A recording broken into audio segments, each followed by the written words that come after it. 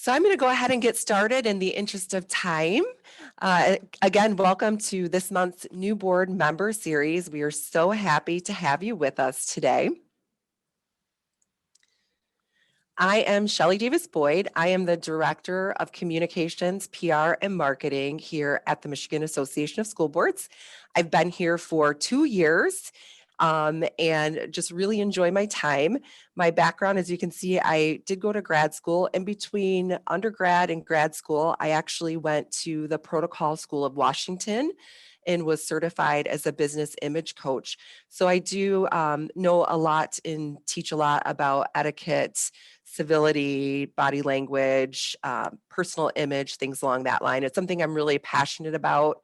And I'm very excited to share some of that here with you today as we talk about you being under the microscope as board members. And I am Austin. I'm the graphic designer here at MASB. I've been here for just over 3 years. I've been doing graphic design for about 10 at this point. My interest started later in high school, and then I carried that through Michigan State University. Go Green!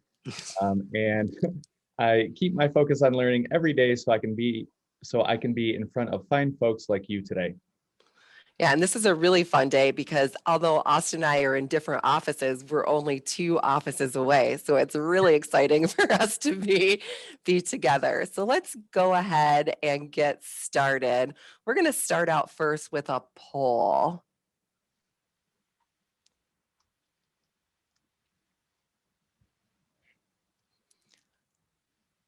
The question is, do you get stopped or recognized more now that you're a school board member?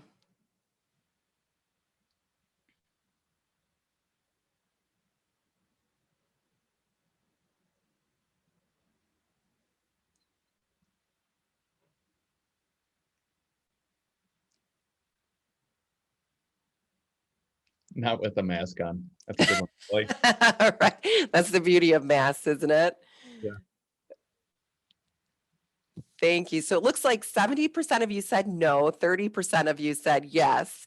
But the masks do make a bit of a difference. And knowing that we're not going out and about as much as we used to before. But it's important to note that as a leader, leadership is your ability to hide your panic from others. I love that quote. I remember when I was in undergrad and I was taking management classes, and my professor told me, when you become a leader, you become one of them.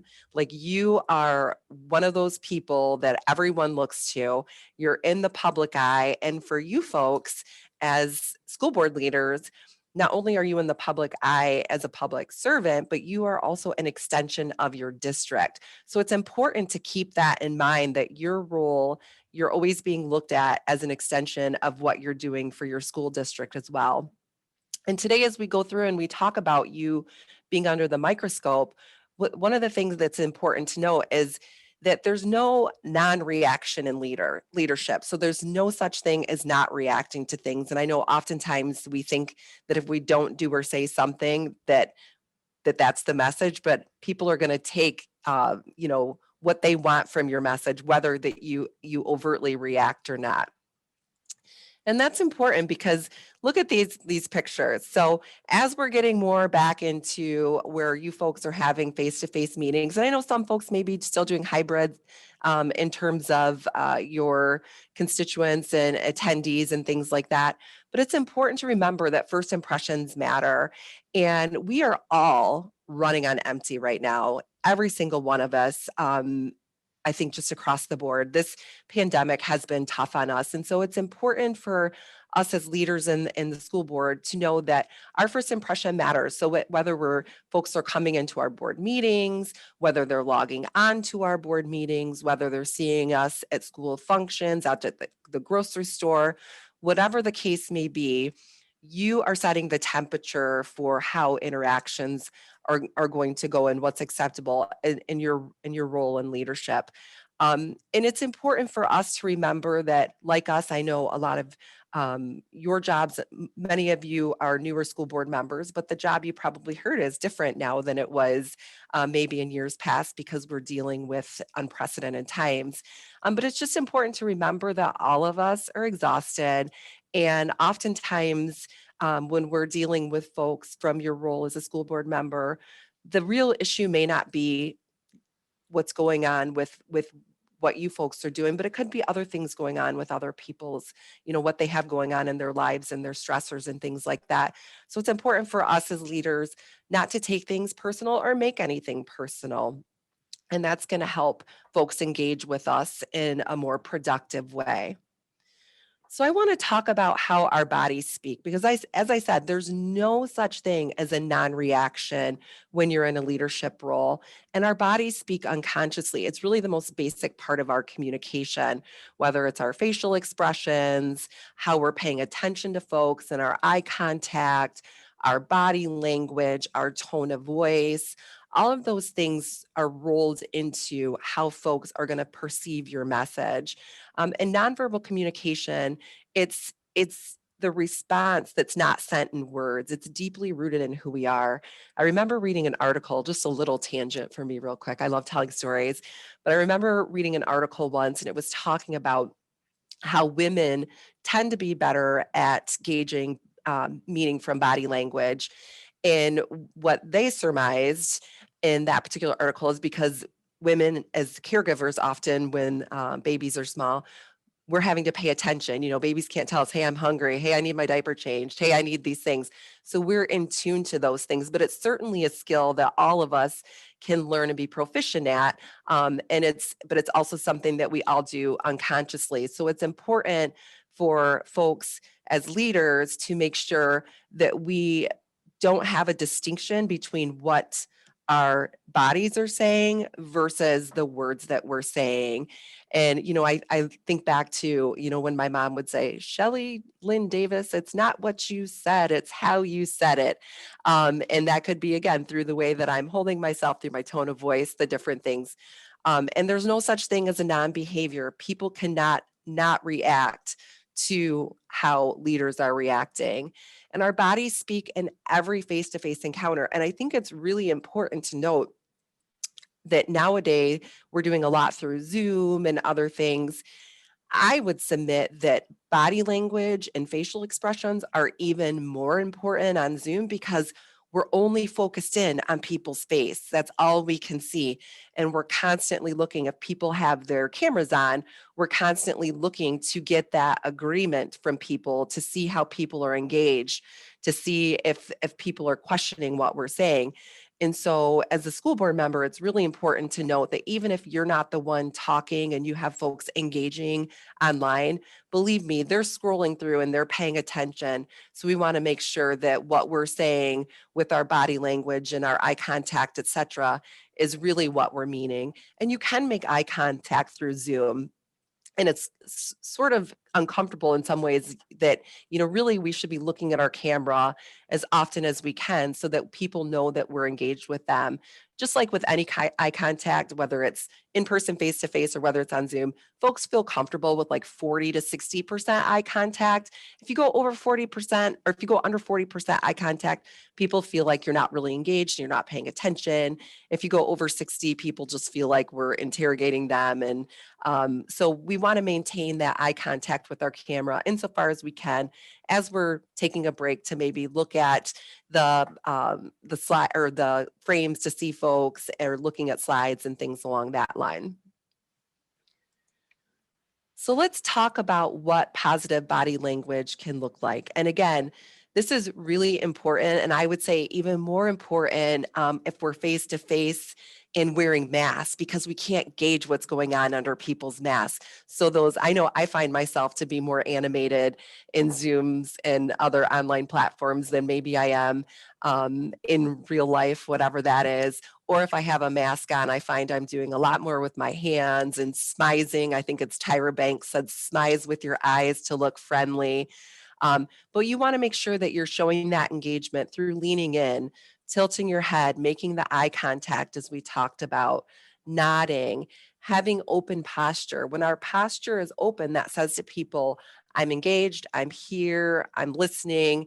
If our posture is closed, if we cover up our vulnerable parts, what that says to people is that I'm a little bit maybe scared or intimidated or not engaged. So we want to make sure that folks are perceiving us through our nonverbals in a way that's aligned with who we are as an individual, as a leader, and that particular conversation. So all the meaning is there. Because if the meaning is missing, if our nonverbals don't align with our words, folks are always going to take your nonverbals. When you talk about like that first impression, 55% of the way other people form impressions of you is based on your personal appearance. 38% is on your tone of voice and body language. Only 7% is on your verbal communication. And so if your posture and if your body language says, I'm here, I'm engaged, I'm listening, it matters, that's going to help, again, make that communication better with folks, to really get to where we need to be in constructive communication. So I want to move on a little bit from the way that folks are perceiving us, and I want to talk about how we are managing ourselves in meetings. And of course, many of you are already familiar with the Open Meetings Act. If you're not, then I would really recommend that you look into that. But there's other meeting etiquette that would make sense for school board members, just like it would if you're face to face at a business or you're on Zoom at a business. And one of those things is arriving on time.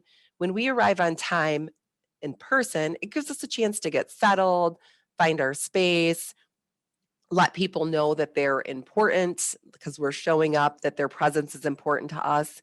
It's just as important in these virtual environments as well, because I don't know if any of you have ever had any glitches with with your technology. I know I personally have. I actually had some this morning in a meeting that we had.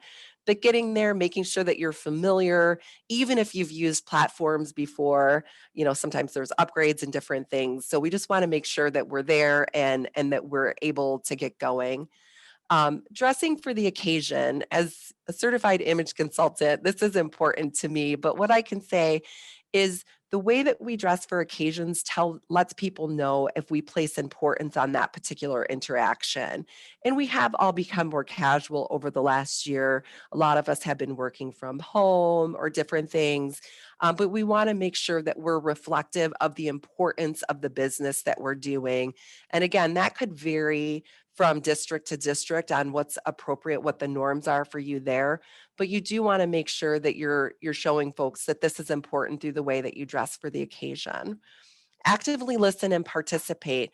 Again, actively listening meaning we're showing the folks that we're paying attention through our head nodding, through our tilting, through our eye contact, and that we're repeating back to them if it makes sense, to let them know if we have questions, that we're participating. Because at the end of the day, people just really want to be heard.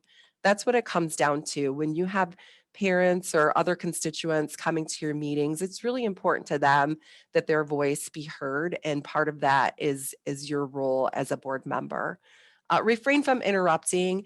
This is something, again, that when we interrupt other folks, whether it's our fellow board members or it's parents or teachers or any of our constituents, what we're saying to them is, what I have to say is more important than what you have to say.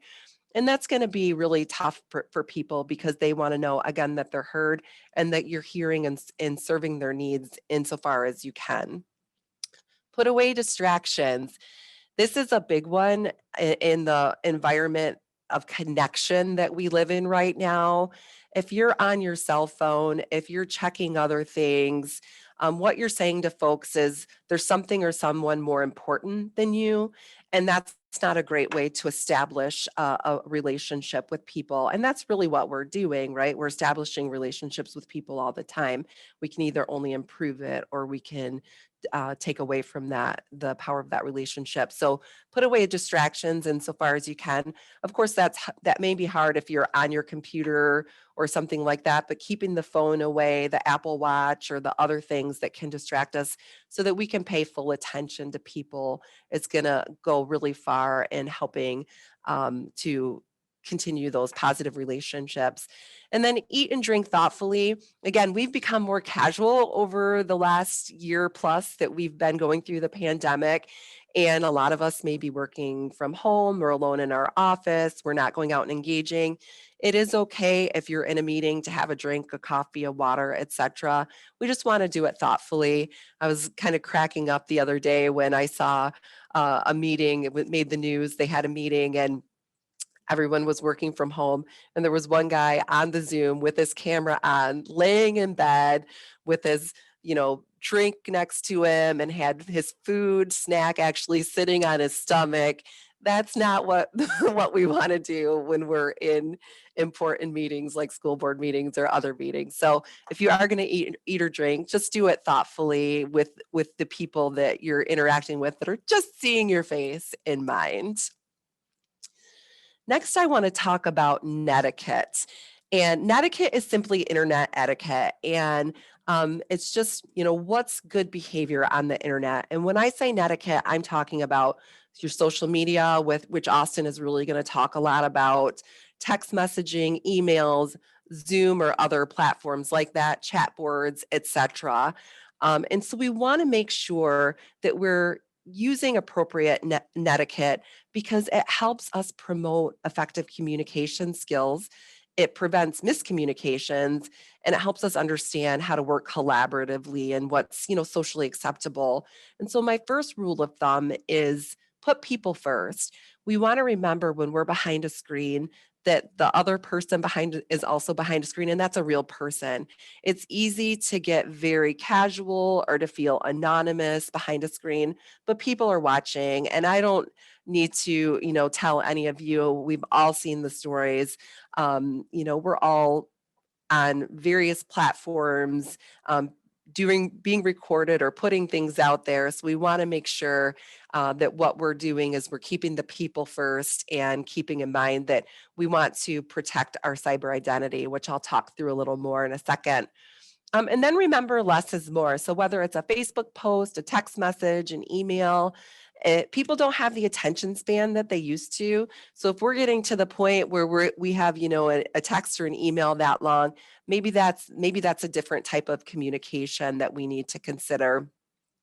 And of course, you folks, as you know, with the Open Meetings Act, you always need to be careful in how we're communicating with people so that we don't cause any problems with that. Protect your cyber identity. Everything you put in cyberspace is traceable. It is part of your cyber fingerprint. And if you haven't, as a new school board member, if you have not yet done any mouse keeping, I would definitely recommend you do some mouse keeping. That includes your pictures, your blogs, your comments, your tweets. Things can be, brought up from years and years and years ago. And the thing that you want to remember about your cyber fingerprint is that is the virtual or electronic representation of you without the cues for meaning. And so when I said earlier, 55% of the way other people perceive you is based on your personal appearance, 38% is your tone of voice and body language, 7% is your verbal communication. When we take that 55 and 38% out, that's what we're putting online. And it doesn't have the cues for meaning. And if folks have any way that they can take it, if they're not sure if it's positive or negative, people are going to lean towards the negative, unfortunately, and that can have ramifications on you as a school board member, as just a member of your community, and as an extension of your district. So we want to make sure that we're mouse keeping, we're protecting our cyber identity, certainly being yourself, but being judicious and thoughtful about what we're putting out there.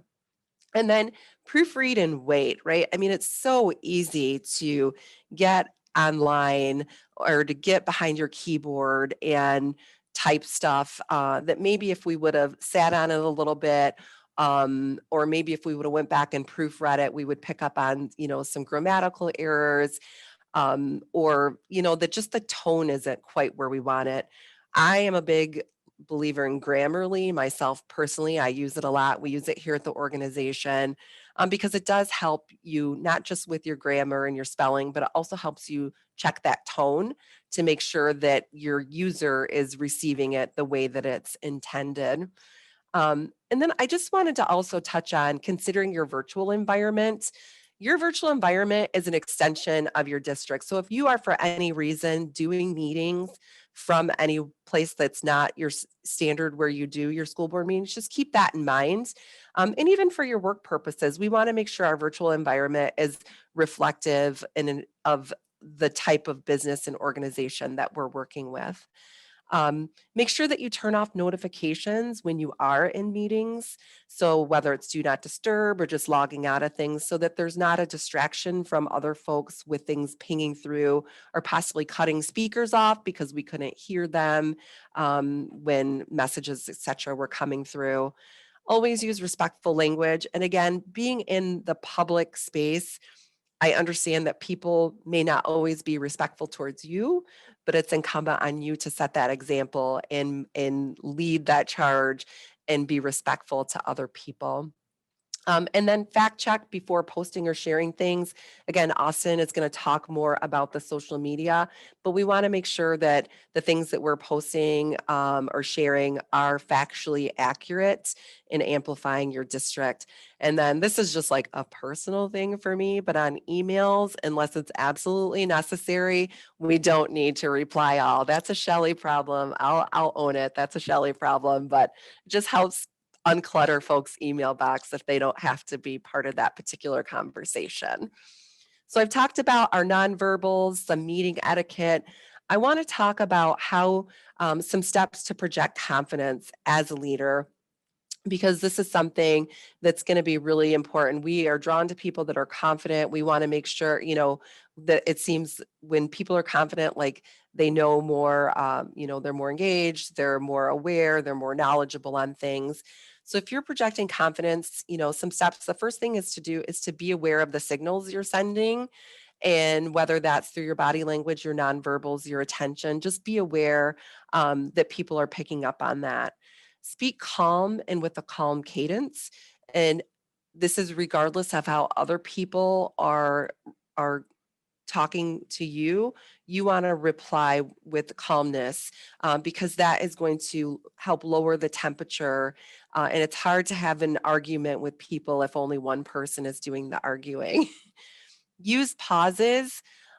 Oftentimes we feel uncomfortable in silence, and we need to give ourselves time to think. Sometimes we need to give ourselves time to catch up to make sure that we're processing the conversation and that we're responding in a way that we feel really good about and is factually accurate.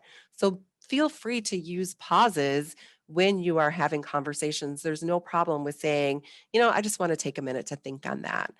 And then eliminate negative language insofar as you can. When you speak with more positive language, people are going to respond more positively. Be inquisitive. People want to be heard, they want to be understood. And so be inquisitive with folks when they do talk to you so that you're really getting all of the facts and seek to understand as much as you can. Already talked about speaking with respect and certainty. Try to eliminate qualifiers in your language or word graffiti. Oftentimes, we'll qualify things before we say them, like, oh, this might be a silly thing to say, or this may not make sense. That's what people are going to remember. So take the qualifiers out, make a statement, try to take your graffiti out of your language as much as you can. It just makes it easier to listen to. And graffiti, when I say verbal graffiti, I'm talking about the ams, the uhs, the you knows, the things that we fill that silence and those pauses with, because we get a little nervous when we're in silence. But take those qualifiers out and those graffiti out as much as you can. And then just celebrate other people. Celebrate your fellow school board members, celebrate your administration, celebrate your students. That's going to help you be perceived and feel more confident. And then finally, I just want to end on being authentic. That's, you are the only one you're the only expert on you. And if you are being authentic and true to who you are, that is going to come through to the folks that you're serving. So next, we're going to move on to another poll. Then you're going to hear from Austin.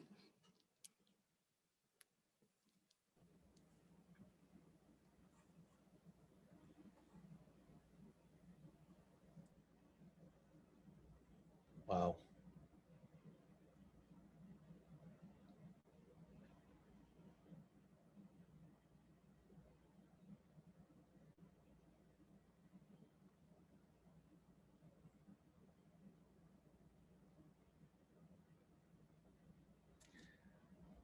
Wow. Well, I mean, I would agree with the overwhelming majority there. Those are some solid results.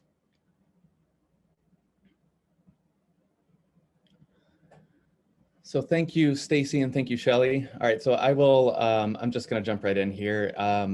The imagery kind of speaks for itself with my first point here. So first and foremost, I want to address that as a board member, your role as it pertains to media, be it social or in person, is not to necessarily be your district's creator of information, but rather its voice and support. Think of your district like a guitar and yourself like the amplifier. For something like social media, followers of the district's Facebook page, for instance, can hear the board's message, but it'll reach a much broader audience when the messaging is shared with folks who may not have otherwise heard it.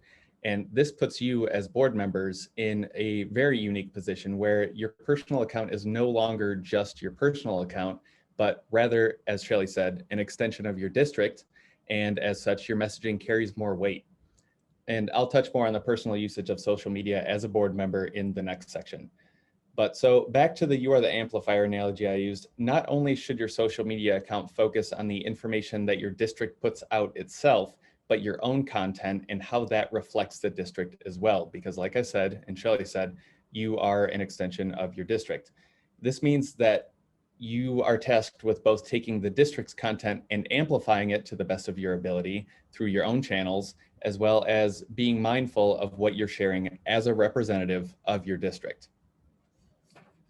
And piggybacking off of that, I want to emphasize more on the curating piece because your role on social media as board members should be focused more on curating what you put out rather than working to create what the district itself puts out.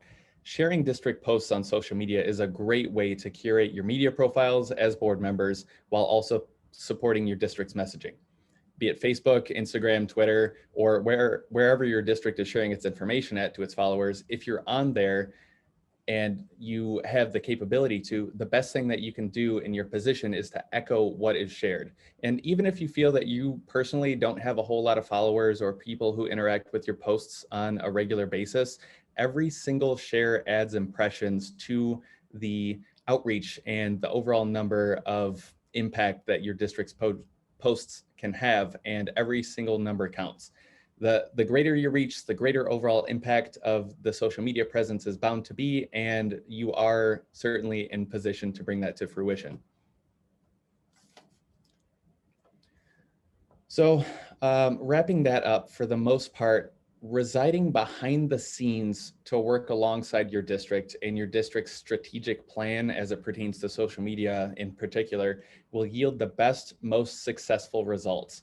Your district social media plan for both the district and the board is just as, if not more important than the information that your district puts out and those who share it. Coordinating with your district to form a cohesive plan will allow you to all be on the same page. And not only does this allow your social media presence to be more consistent and impactful as a whole, but it will help prevent any potential issues as your district uses its social media outlets. The best strategic plans show their true value when you're 3 steps ahead of any potential issues that could ensue via interactions on any form of media. So as we've visited quite a few times, you most certainly are a representative of your district. And for better or worse, being an elected official of your district, you are in the public eye. And as the webinar's titled, you're under the microscope. So this is where I'll delve into what your role in the public eye as a board member of a school district really means, because as a board member, not only is your social media in the spotlight, but also your virtual presence. What I mean by this is that whether you're on Facebook making comments or on a board member via Zoom, you have eyes on you at all times. And the way we interact in the present with so much of our life spent online is very much unique, for better or worse. One of the biggest rules of the internet to remember, and something that I abide by, is that as we navigate through this, mind you, is that once something's online, it's almost there forever, like almost certainly. As Shelly said, it's your digital fingerprint and it sticks with you. So keep in mind that not only do some of the mistakes that I'm going to cover momentarily here cost districts time and resources to resolve, but also potentially real tangible money. So I'll start by exemplifying how actions as individuals can impact your district with some recent cases here. So, and these are some good ones. So take, for instance, the board members in Oakley Union School District in California who didn't know that their supposed to be private Zoom meeting was set to public. And not realizing that some parents were logged on and attending the meeting, a few of them made regrettable comments about district parents in general. A few minutes in, someone on the board caught that the meeting was open to the public, but it was a bit too late. And lo and behold, their action sparked a petition that called for their removal. Over 7,000 people signed on board, and they have since all resigned, and the County Board of Education has had to step in to fill their absence for the time being. So though this didn't cost the district like direct real money, it has caused time and energy to be spent remedying the situation and also put unnecessary pressure on the County Board of Education who's serving in the interim. The reputation of the board has also been tarnished to the public, of course, which isn't something that bounces back overnight. So another example here is the Facebook post from a Loudoun County school board member in Virginia who inaccurately claimed that their district would be eliminating accelerated math programs prior to 11th grade. Because it's Facebook, of course, misinformation quickly spread and eventually caused the state superintendent to step in and denounce the post. Now, by the time that the state sup stepped in, who knows how many folks saw this or who had told who about whatever misinformation that this board member was putting out. So the impact of sharing things like this ripples much further than you can see just on the original post. And again, though this isn't putting any financial burden on the district directly, wasting time and energy from the state superintendent, anyone who's had to respond to the misinformation in the district, takes those resources away from where they should be properly allocated. Ensuring that anything you share publicly is accurate, especially in times where just thinking about stress is stressful, is absolutely critical. A third instance of this comes from Fort Wayne, Indiana, where during a public in-person meeting, a school board member on the Northwest Allen County School Board used people's choice in sexual orientation as an argument for having a choice regarding mask mandates during the COVID-19 pandemic. These comments resulted in pressure on the board and district due to the board members' actions being clearly reprehensible. And so to sum it up, cost of poor public image isn't always measured directly in that monetary loss, but you can see how the resources lost from triaging these situations would burden a district and inadvertently its students. So in the same vein of the news articles I just used, I want to touch more on the cost of poor media image because, as I've said, it's not always a monetary loss. And so the answer to how much does poor media image cost is it depends, and it's hard to calculate. Though putting a reputation and public image into quantifiable numbers isn't really possible, you can feel a negative impact in your district. And over time, those negative impacts can result in a lack of trust or lasting apprehension, and those longstanding costs definitely add up. For instance, in the event of something like the Facebook post where the board member shared misinformation, you can visualize the damage. Parents who follow the board member could get in an uproar, share the post on social media or by word of mouth, hop on their phone, and they might even contact the district itself or other board members to ask them, why haven't you said anything about this? So the tricky thing too is that the misinformation can spread very quickly, but it's hard to stifle. And this causes resources like time and energy of the district to be depleted toward working on a problem that should never have existed in the first place. Though it doesn't cost those quantifiable numbers, it does take resources that should be allocated toward providing the best possible educational experience that it can for students away from that very cause and instead toward mitigating confusion and misinformation. So as elected officials, you've been granted an honorary trust with those who you serve. And this trust truly is the foundation of what you stand on. And because of that, it's very fragile. As I've exemplified in the previous slides, this trust can be easily broken and cause a long-standing, widespread, sometimes effect. So a good way to view trust, especially when you're in the public eye, is to see it like a battery. It can drain very quickly if you're running down and take a long time to charge back up, and will take an even longer time to recover if you're still depleting it while it's charging. Much like the batteries in our phones too, over time, the trust won't be able to get back up to that 100%, and it'll drain much quicker. So another point that I've mentioned a few times here is to be aware of your actions and how they have an impact on your students in the district that you represent. As elected officials and leaders within your district, your actions are held to a higher regard and have greater influence. That's just how it is. Whether it's a Zoom meeting with the board, an in-district event, or simply interacting on social media, your actions as a direct extension of your district can affect students in your district.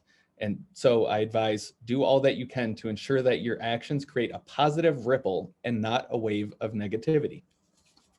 Wise words of the day with Austin. Oh yeah, and this is also quite important, as Shelly has mentioned a few times here, an important note to touch on that can sometimes be overlooked when we're on social media casually, as we do every single day, alongside remembering that you're in the public eye and being mindful of how you act. You have to watch what you talk about as well, because the Open Meetings Act pertains to your discussions on social media just as much as they pertain to your real life interactions. So simply put, the best way to avoid any issues with the Open Meetings Act is just to not discuss board issues on social media at all. So furthering your knowledge, and a nice little plug here for more information on our social media as a board member, you can most certainly look toward one of our Certified Board Member Award classes, CBA 351, which will next be taught at our annual leadership conference this fall. This class focuses on how social media isn't technology of the future, but of the present. And as intimidating as social media may be for school district leaders, it has its purpose in the public education arena. It also explores the multiple issues worked or involved when considering the use of social media by a Board of Education and its work with the overall governance of a school district. So with that, I will happily throw it back to Shelly to start a few key takeaways. Thank you, Austin, and great job. So, just a few takeaways, and then we'll open it up for questions because we want to make sure we're attentive to your individual needs and get you out of here on time because I know many of you are here probably on your lunchtime. So, one thing to remember is just that netiquette and etiquette is crucial. We want to make sure that we are representing ourselves in person or online in a way that is authentic, and that we feel good about as leaders. Sort of my litmus test is like if you can look at yourself at the end of the day and feel like you lived up to your own expectations, you did a good job. So just keeping in mind that there is no anonymity in on the internet or the interwebs, as I like to call them. There's nothing there that is anonymous whatsoever. So make sure that we're being very thoughtful about how we use those particular platforms. So as I covered, the best way that you can thrive as a board member alongside your district when it concerns public forums like social media isn't to craft your own hot take and share it with the world, but rather to work behind the scenes with your district and then amplify what they share and put out. Amplifying isn't the same as creating content, but as I've covered, it is equally as important. Echo what your district is saying and build communications off of that with your constituents. Make it digestible for your audience and be there to support your district's decisions as appropriately as possible. And I'll say this one more time for good measure, you reflect your district. You are a direct extension of your district, and I cannot stress this enough. As an elected official of your district, your actions on a personal and professional level are representative of your district through social media, Zoom meetings, personal meetings, and daily life in general. So we wanted to provide you with some additional resources as well, so you can continue if you want to deep dive into any of the topics we've discussed today. So one book that I really like is the definitive book of body language. You can buy it, anywhere on Amazon, etc. The Open Meetings Guide, the 13th edition, that's the most current edition. That's an MASB publication. You can buy it right through our bookstore. And then we have a number of certified board award courses. I personally teach public speaking and civility, a tool for conflict management. And then Austin teaches he's our new social media CBA teacher.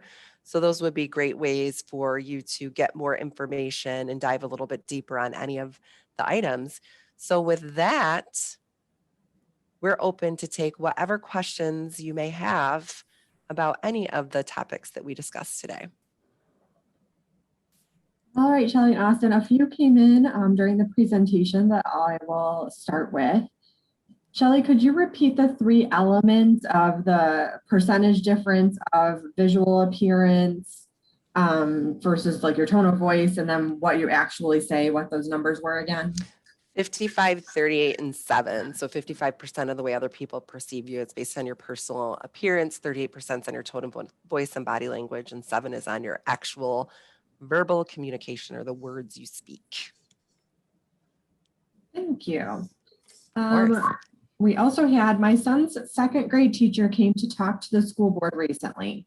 Am I allowed to reach out to her afterward to say thanks for coming in and talking to us today, or is that frowned upon? I would not send that message to those I don't know. Yeah, so I mean, I'm happy to take that question. You're certainly not violating any, the Open Meetings Act or anything. I'm a huge fan of thank you notes. And, I mean, we don't get them anymore. Send a handwritten one, do a wax seal. That's my favorite way to do it. But certainly being an elected official is about those relationships. So a simple note or email of thanks for coming and supporting, I think that's absolutely a wonderful thing to do, because you do want the input of, your community, and you want to hear what other people have to say. None of us want to be making decisions, alone. So I think that that's absolutely appropriate and would probably be appreciated. Mhm. The wax seal is definitely a nice touch. It is indeed.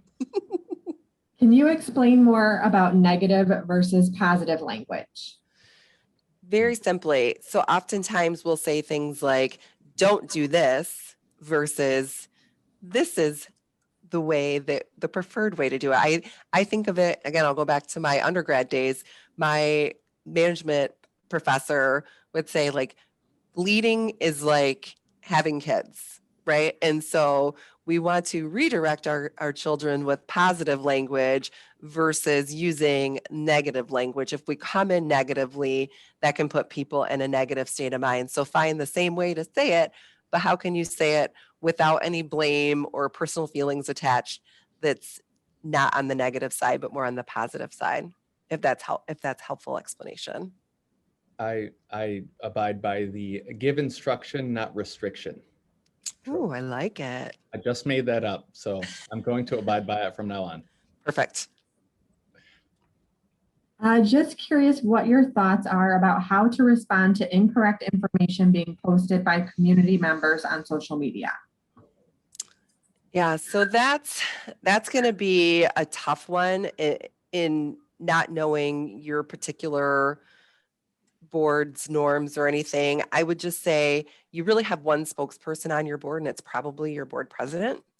I mean, it's one thing if it's someone that you know and they're casual, they're a friend, and you say, "Hey, I noticed this," etc.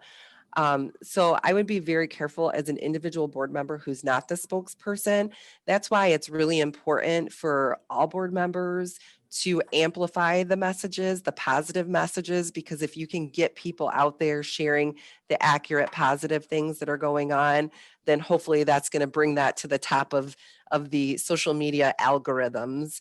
But I would steer clear from being the spokesperson and chastising people, especially if you don't have that personal relationship.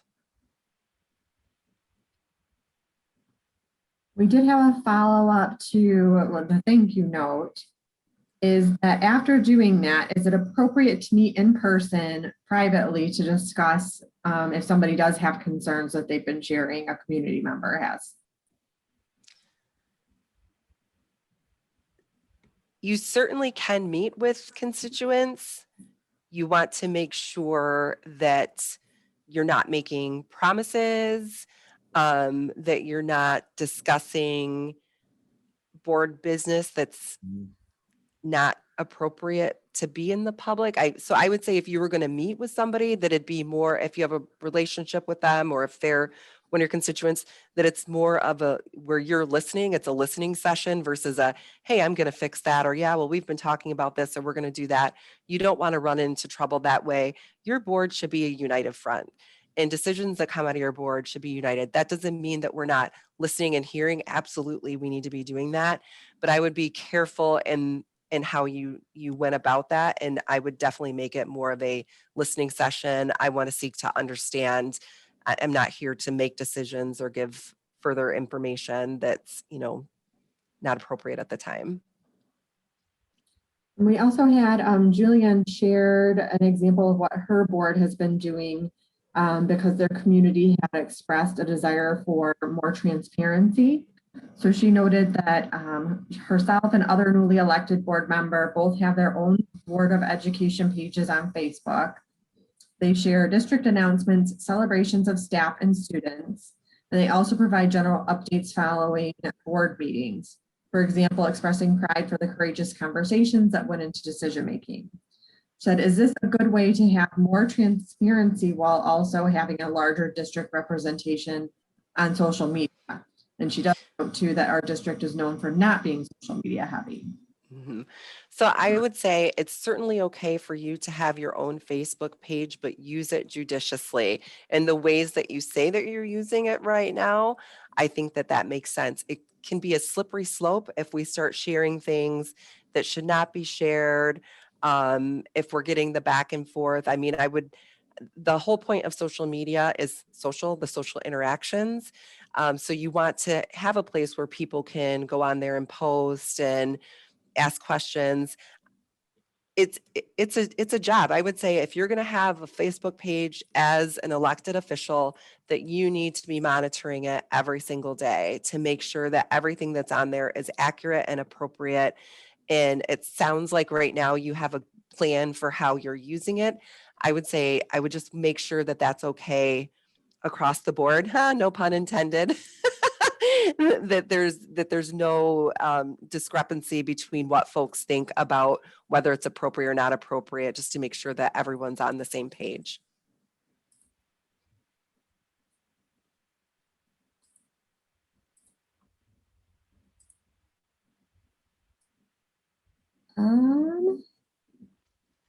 I think I saw another one. Yes, so helpful answers. It's more for accessibility. This is the person who had shared about the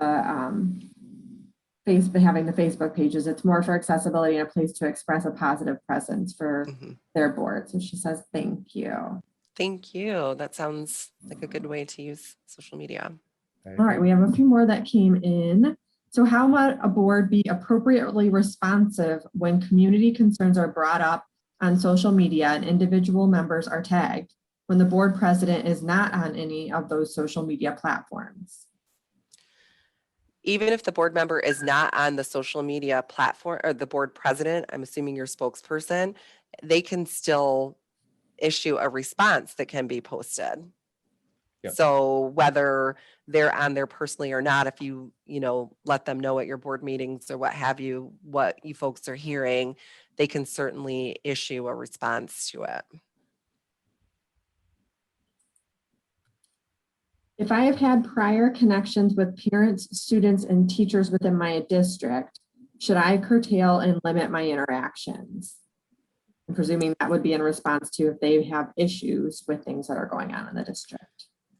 I wouldn't limit my interactions as a listener, as an elected official listening and wanting to hear more. As a friend, I would just be careful about the way that I was interacting so that I wasn't making promises, talking about things that aren't appropriate to be talked about, or having my own thoughts on the way things should go that maybe the whole board isn't on board with.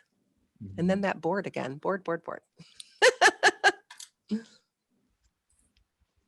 When community members that you personally know reach out through social media or messenger to voice complaints or concerns, is it best to remain neutral? I found people prior to being on the board who I would normally connect with now seem to be offended when I am neutral in my responses and don't seem to understand my role has changed. What's your best advice for this? My best advice is to say, thank you. I appreciate you feeling comfortable sharing this information with me. And that way you're acknowledging that you received it. You're not, again, having any personal referendum on it. And you're not talking about decisions that have not been made. So I would say thank you very much. I really appreciate you feeling comfortable to share this with me. I have, an open door, open email policy. Feel free to share information with me in the future.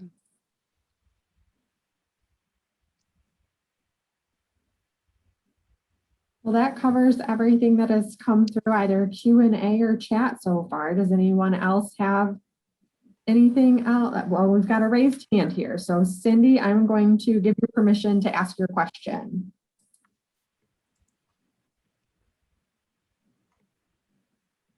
Cindy, are you still there?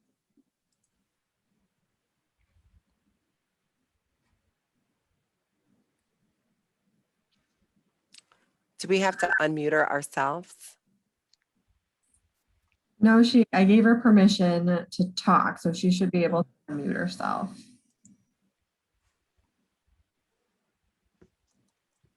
We did have another question come in through the Q&A. If threatened or confronted in a hostile manner, how should that be handled? Yeah, I talk a lot about that in my civility CBA, because that is something you want to be careful. You never want to put yourself in a position if you feel like you're being, you could be harmed.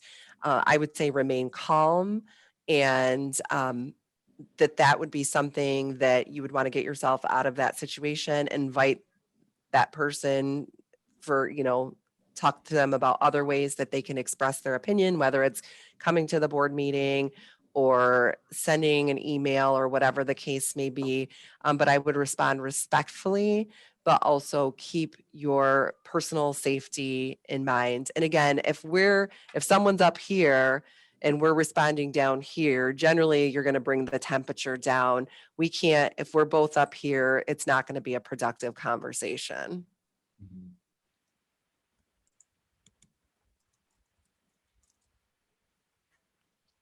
All right, anything else? I thought I saw a comment, but I just see him flash in the corner of my eye. Yes, there's been some kind of notes saying that it's been very informative, but Barbara just raised her hand, so I'm going to give her permission to talk. Perfect, thank you. Oh, unfortunately, it looks like Barbara is using an older version of Zoom. Oh, okay. Barbara, would you mind typing your question in the chat? I can't give you permission to talk.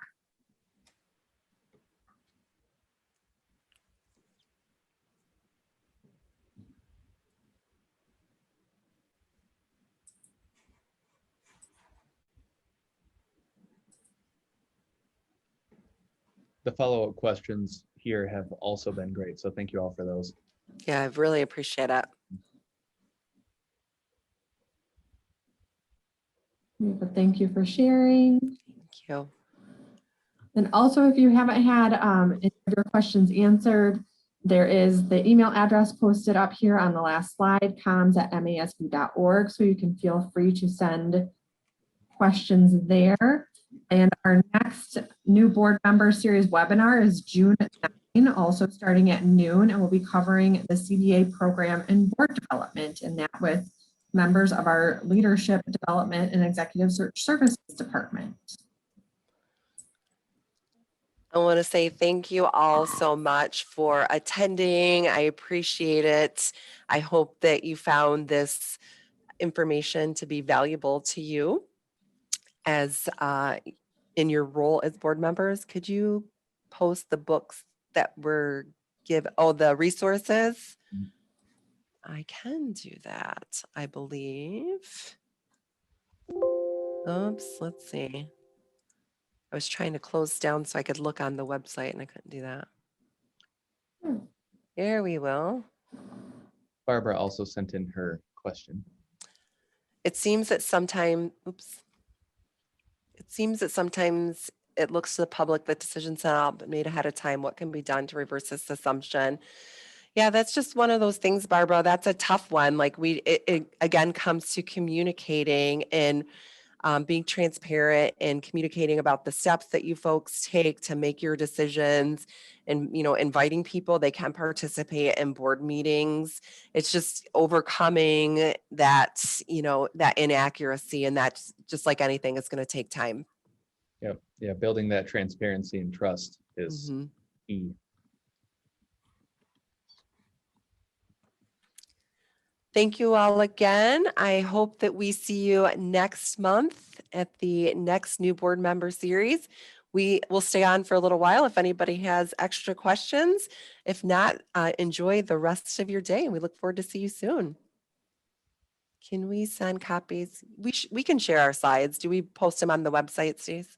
Yeah, so we'll be sending a follow-up email to all of you that will include the recording as well as the slides and any other resources, and actually some additional resources than what was mentioned here. That will go out in the next few days.